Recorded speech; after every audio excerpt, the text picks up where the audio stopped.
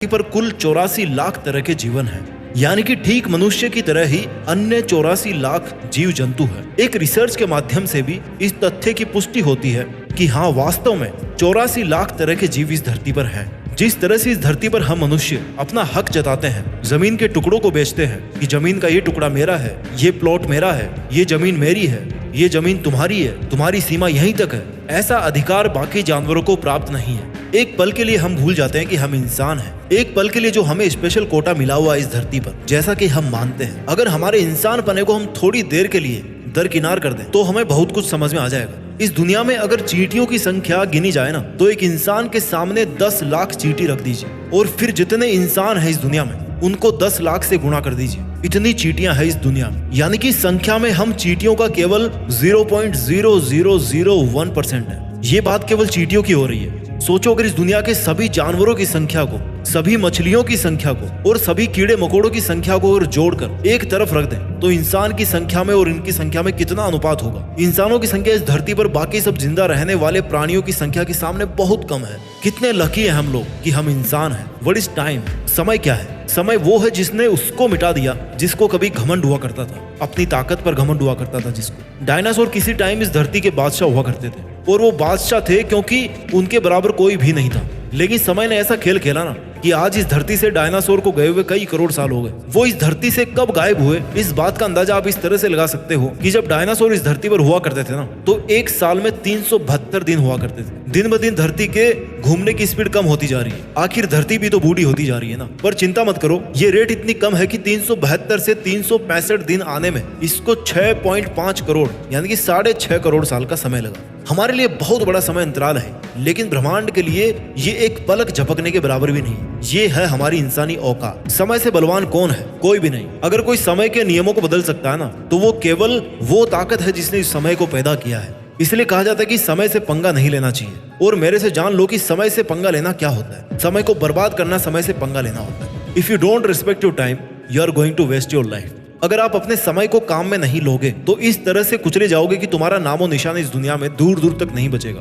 Salute है उन लोगों को जिन्होंने इस ब्रह्मांड के समय पैमाने के सामने एक बहुत ही छोटी सी कण के बराबर सी भी नहीं है, वो इतनी छोटी सी जिंदगी में भी इतने चमत्कारिक आविष्कार किए हैं, इतने क्रांतिकारी काम किए हैं कि जिनकी कल्पना करना भी मुश्किल है। इस दुनिया में सबसे ज्यादा अमीर वो है जिसके पास समय बहुत सारा है, जिसके पास बहुत सारा समय बचा हुआ है। आप चाहे करोड़ों कमा लो, लेकिन अगर आपके खाते में एक सांस भी नहीं बचेगी ना, तो क्या फायदा इतने सारे कमाने का। मैं नहीं कहता कि तुम पैसा कमाने के पीछे अपना पूरा समय लगाओ। अरे जो तुम्हारा दिल कहे ना, उस काम में समय लगाओ। जो तुम बनना चाहो वो बनने में तुम्हारा समय लगाओ।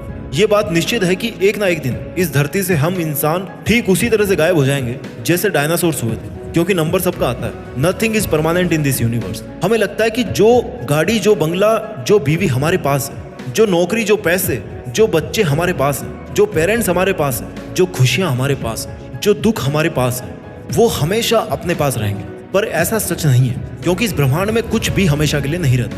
हमेशा के लिए अगर कुछ रहता है ना, तो वो रहता है अतीत, जिसको ना बदल सके उसको इतिहास कहते हैं। इतिहास को छोड़कर आप सब कुछ बदल सकते हो, और बदलने में सबसे पहली कोई चीज है जिसको आपको बदलना है, तो वो है कि आज के समय को बर्बाद करने वाली जो आदत है ना, उसको सबसे पहले बदल डालो। आज के इस मोमेंट में अपनी जिंदगी जी लो। जो दिल कहे वो एडवेंचर करो, जो दिल कहे उस काम में पसीना बहाओ, जिसके साथ दिल करे उसके साथ समय बिताओ।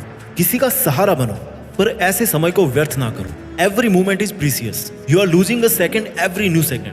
You are losing a minute every new minute. You are losing a day every night. हर वस्तु को बढ़ा सकते हो, लेकिन समय को नहीं बढ़ा सकते, बिकॉज ऊपर वाले ने टाइम को प्रोग्राम ऐसे किया कि वो कभी भी उल्टी डायरेक्शन में नहीं चल सकता। इसकी रेट ऑफ प्रोग्रेस इंसानों के लिए तो बहुत ज्यादा कांस्टेंट है। हर दिन आपको 1440 वो अनमोल मिनट्स के हीरे दिए जाते हैं, जिनमें से अधिकतर को आप पत्थर समझ करके फेंक देते हो, क्योंकि आपको लगता है कि ये कभी नहीं खत्म होने वाले। This is just a matter of time, जब ये दुनिया आपके बिना सुबह देखेगी। क्योंकि एक सुबह तो ऐसी आएगी जब आप जिंदा नहीं बचोगे इस दुनिया के लिए। एक सुबह तो भैया जरूर आएगी जिसके पहले अपने को जाना होगा। And that ticket is confirm. We don't know the date, but yes, सबका रिजर्वेशन कंफर्म है। हम सब लोगों के नाम पर ना एक एक सीट बुक है किसी ना किसी डेट पे। श्री कृष्ण ने कहा था भागवत गीता में कि हे अर्जुन, अगर आज तुम अपने सभी मोह को त्याग कर आज के इस पल में केवल अपने कर्तव्य पे ध्यान दोगे तो युगों युगों तक जाने जाओगे। लेकिन अगर आज के इस पल में अपने मार्ग से भटक गए ना, तो तुम्हारी नहीं बल्कि तुम्हारे वंश की भी बुराई होगी, और इतिहास आपके सामने है। महायोद्धा अर्जुन ने उस युद्ध में वो काम किया जो उनको करना चाहिए था। उन्होंने अपनी ड्यूटी निभाई, आज हमें उस राह को अपनाने की जरूरत है जिस राह पर चलने वाला हर इंसान अमर हो जाता है। और इस बात को याद रखना कि अमर बनने के लिए सबके पास ये 30, 40, 50 साल ही होते हैं। कोई 30 की उम्र में अपना मकसद हासिल कर लेता है तो कोई 40 की उम्र में कर लेता है, तो कोई मरने से जस्ट पहले अपने मकसद को हासिल कर ही लेता है। अपना सपना कितना बड़ा है और आपकी कोशिश कितनी है और आपका हौसला कितना बड़ा है, इन सब से ये डिसाइड होगा कि आप अपने लक्ष्य को किस उम्र तक हासिल कर लो।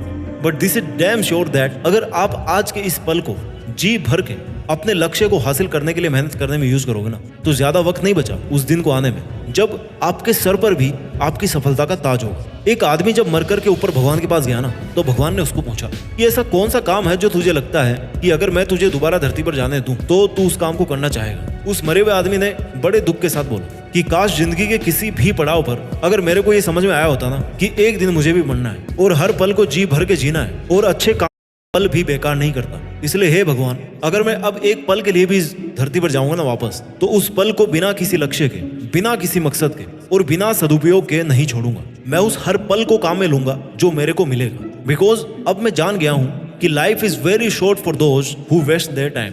वो जिंदगी बहुत छोटी है जिसमें लोग अपना समय बर्बाद करते हैं, क्योंकि उस जिंदगी को जीने के कोई मायने नहीं होते। लेकिन वो जिंदगी बहुत महान होती है जिसमें कोई इंसान अपने हर सेकंड को यूज करता है, क्योंकि उस जिंदगी को कोई भी नहीं भुला पाता। जितने भी टाइम पास करने वाले काम आज आप कर रहे हो ना इन मोमेंट्स में, उन सबको आपको छोड़ना होगा और केवल उन कामों को करना होगा जिनको आप एक एक दिन करके कई दिनों से टालते आए हो। अगर आपके पास बहुत सारा खाली समय है ना, तो इसका मतलब ये है कि आपकी जिंदगी का काफी टाइम बेकार जा रहा है। अब इसका कारण चाहे कुछ भी हो, लेकिन आप चाहे कोई गलत काम करो या फिर चाहे उस टाइम को काम में ही ना लो, दोनों ही तरीके से आपका समय कम हो रहा है। It's a real life emergency. You have to understand it very deeply. आपको जरूरत है आज महाभारत के महायोद्धा अर्जुन बनने की और ये सीखने की कि एक योद्धा रेस्ट पे केवल तभी होता है जब वो इस दुनिया में नहीं होता। जब तक इस दुनिया में होना और आपकी आंखों में एक ड्रीम है, तब तक आपके लिए कोई रेस्ट नहीं।